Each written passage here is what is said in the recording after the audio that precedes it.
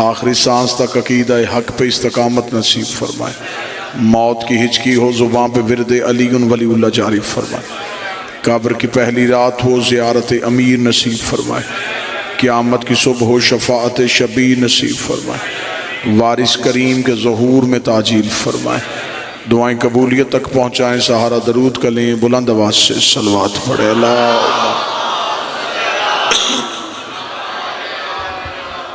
اجازت ہے ذکر شروع کیا جا سکے۔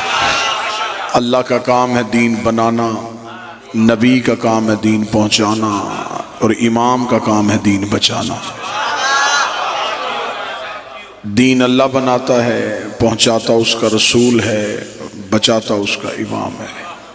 دین بھی اللہ بناتا ہے، نبی بھی اللہ بناتا ہے، امام بھی اللہ بناتا ہے۔ بندوں کا بنایا دین بھی ٹھیک نہیں ہوتا،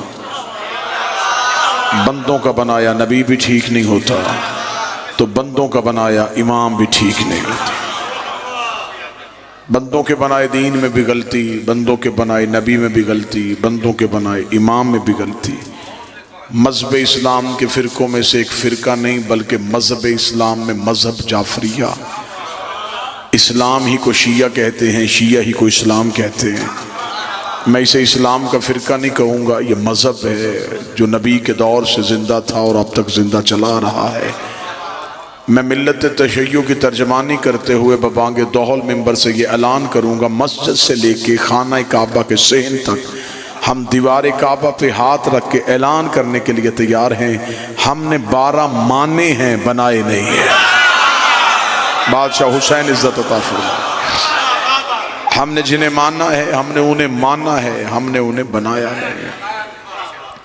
ہمارے 12 ائمہ میں سے ایک بھی ہمارا بنایا ہوا نہیں، بنائے اللہ نے، ہاں ہم نے صرف مانے ہیں۔ دین میں امام کی ضرورت بڑی ہے، دین میں امام کی اہمیت بڑی ہے۔ وجہ کیا ہے؟ میں وجہ پڑھ دیتا ہوں۔ اللہ قرآن میں ہمیں کہتا ہے نماز پڑھو، میرے مالک کیسے؟ فرمایا جیسے میرا نبی پڑھتا تھا۔ متوجہ صاحبان ہیں مکمل؟ خدا حکم کرتا ہے نماز پڑھو۔ ابھی قرآن منبر پہ لے آؤ، بائے بسم اللہ سے لے کے سینے والناس تک قرآن میں حکم نماز ہے، طریقہ نماز نہیں۔ خدا نے یہ نہیں بتایا اتنی دیر قیام کرو، یہ سورت پڑھو، رکوع میں اتنی دیر جھکو، سجدہ اتنی دیر کرو، فجر کی نماز میں اتنی رکعتیں پڑھو، ظہر کی اتنی پڑھو، یہ نہیں۔ حکم ہے نماز پڑھو، کیسے؟ جیسے نبی پڑھتا تھا۔ روزہ رکھو، میرے مالک کتنی دیر کا؟ جتنی دیر کا نبی رکھتا تھا۔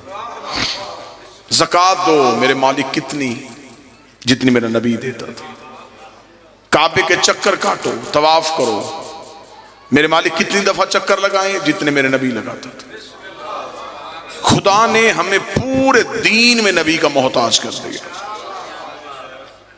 نبی کی اطاعت کے بغیر نہ نماز پڑھی جا سکتی ہے، نبی کی اطاعت کے بغیر نہ روزہ رکھا جا سکتا۔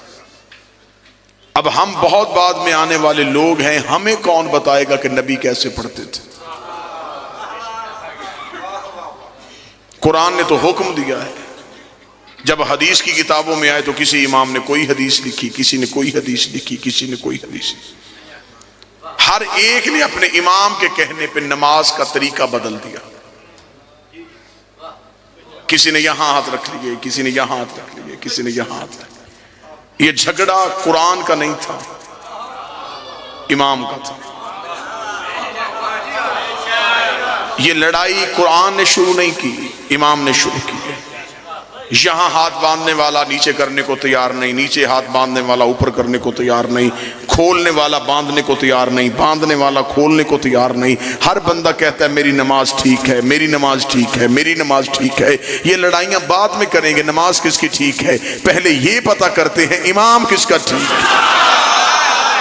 جو بول سکے وہ ہاتھ اٹھائے۔ پہلے یہ طے کرتے ہیں کہ امام کس کا ٹھیک ہے۔ جس کا امام ٹھیک اس کی نماز ٹھیک، بسم اللہ سے، جس کا امام ٹھیک اس کا روزہ ٹھیک، کیونکہ امام معیار ہے عبادت کا۔ جنگ صفین اویس کرنی نے اپنے نوکر سے کہا مجھے وضو کے لیے پانی دے. وضو کا برتن نوکر کے ہاتھ میں تھا، یا ادھر سے جنگ کا تبل بچ گیا. وہی اویس جس نے کہا تھا مجھے وضو کا پانی دے، اسی اویس کی آواز ہے جلدی کر، گھوڑے پہ زین رکھ. اسے کہا حضور کدھر؟ فرمایا جنگ کے لیے. سرکار مسلح بھی جا کے آیا ہوں. فرمایا شرم نہیں آ رہی؟ نماز تو جنگ کے لیے جا رہے ہیں. اسے خبر تھی میں امام کو چھوڑ کے عبادت کروں گا تو اللہ عبادت کو قبول ہی نہیں کرے.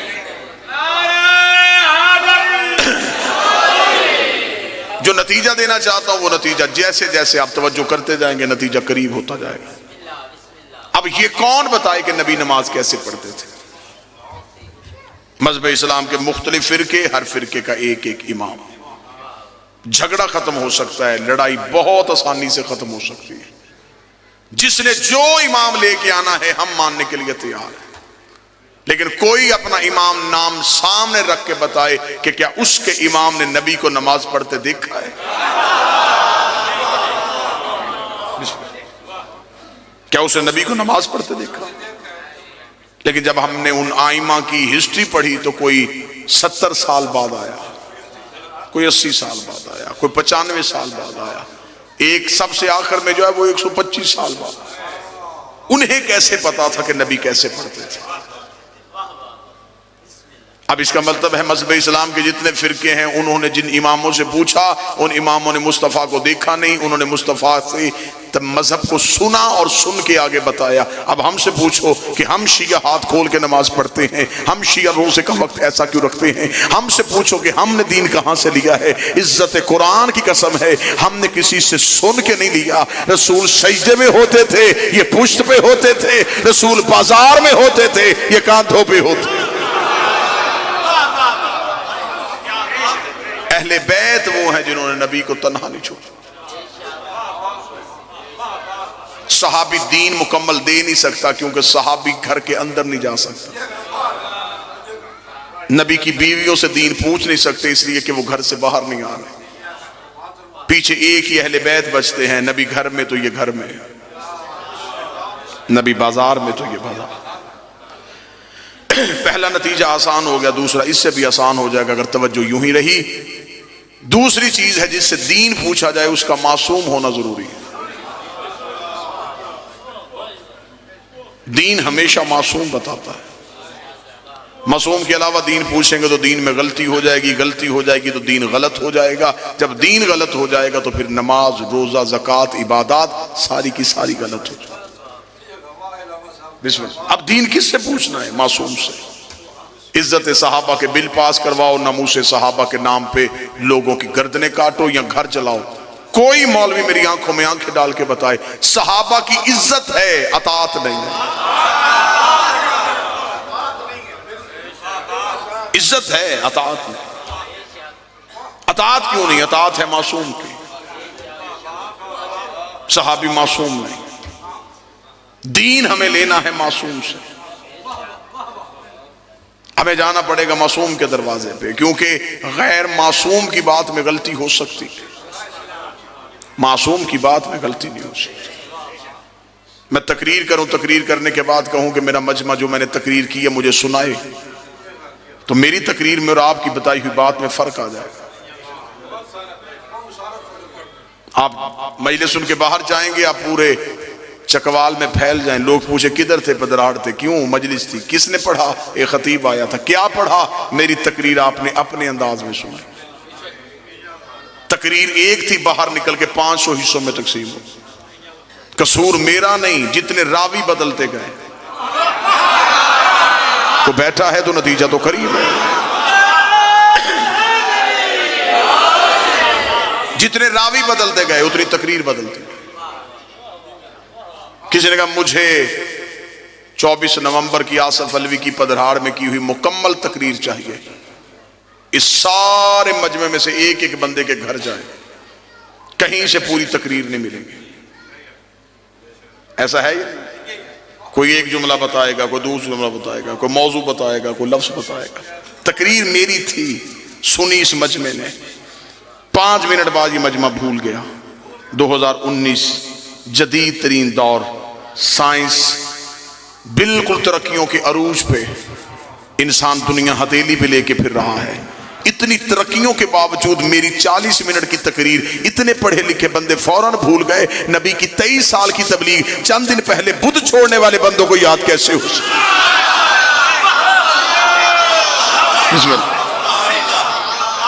آپ میری بتائی ہوئی تقریر میں فرق ڈال سکتے ہیں، تو کیا انہوں نے نبی کی بات میں فرق نہیں ڈالا؟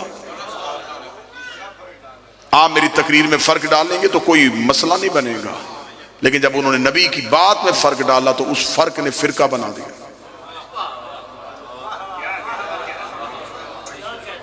ایک فرقہ ادھر ہو گیا، ایک فرقہ ادھر ہو گیا، ایک فرقہ ادھر ہو گیا۔ یہ فرقے نبی نے نہیں بنائے، یہ فرقے راویوں نے بنائے، اماموں نے بنائے۔ امام بتاتے گئے، امام نے کہا نہیں ایسے کرتے تھے، وہ جو فرق تھا اس نے فرقہ بنا۔ اتحاد امت کی کوششیں ہو رہی ہیں، ہر ایک چاہتا ہے کہ مسلمان ایک ہو جائے، کوئی ایسا مسلمان نہیں جو یہ نہ چاہتا کہ مسلمان ایک۔ جب اتحاد امت کی بات کرتے تو ہر مسلمان ایک کہتا ہے اللہ ہمارا ایک ہے، نبی ہمارا ایک ہے، قرآن ہمارا ایک ہے، امت ایک کیوں نہیں؟ یہ سوالیہ نشان وہ مجمع میں چھوڑ کے چلا جاتا ہے، جواب نہیں دیتا۔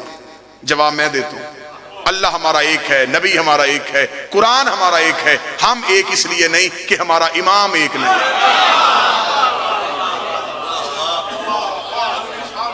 امت ایک ہو جائے گی جس دن امام ایک ہو جائے گا، اور ہمیں انتظار ہے کہ جب امام آئے گا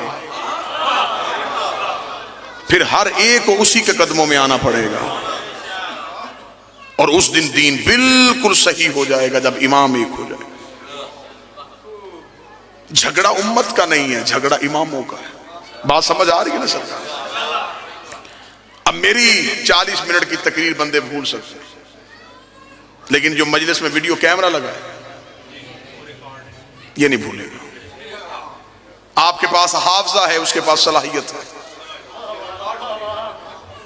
حافظہ، انسانی حافظے کی ایک علت ہے کہ انسانی حافظہ مخصوص چیزوں کو محفوظ کرتا ہے۔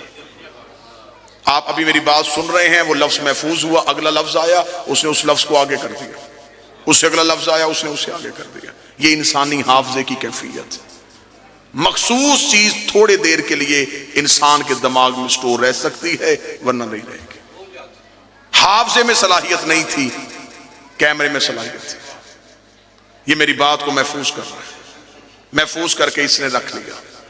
25 سال کے بعد بھی اسے آن کرو، میں ایسے ہی بولنا شروع کر دوں گا جیسے اب بول رہا ہوں۔ نہ لہجہ بدلا، نہ تقریر بدلی، نہ لفظ بدلے، نہ روانی بدلی۔ پدھراڑ میں اگر لفظ کی قدر ہے تو میں یہیں پہ نتیجہ دینے لگا ہوں۔ ہم شیعہ مطمئن اس لیے ہیں، نبوت بول رہی تھی، امامت محفوظ کر رہی تھی، نبوت بول رہی تھی، امامت محفوظ کر رہی تھی۔ 25 سال کے بعد علی نے مدینے کی مسجد میں آ کے نماز پڑھائی تو اندھے صحابی نے چیخ مار کے کہا آج محمد والی نماز یاد ہے۔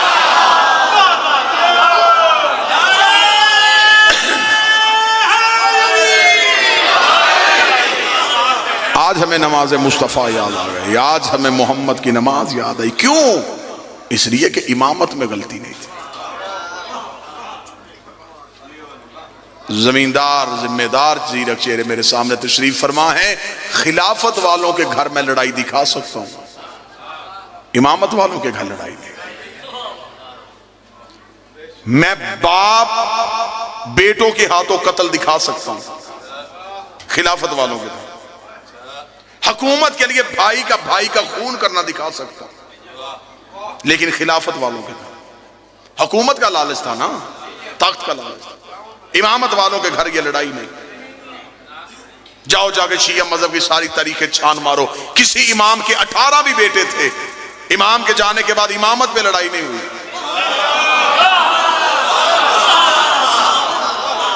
کہ اس امام کے گھر میں امام کے بیٹوں نے تلواریں نکال لی ہو کہ نہیں میں امام بنوں گا، دوسرے کا میں امام بنوں گا، تیسرے کا میں امام بنوں گا۔ امامت والوں کے گھر لڑائی کیوں نہیں ہوئی؟ اس لیے کہ انہیں پتا تھا امام ہم نے نہیں بنانا، امام اللہ نے بنانا ہے۔ تو پھر فیصلہ امت کیوں نہیں کرتی؟ جب امام کے بیٹے امام نہیں بنا سکتے تو غلام کے بیٹے امام کیسے بنا سکتے؟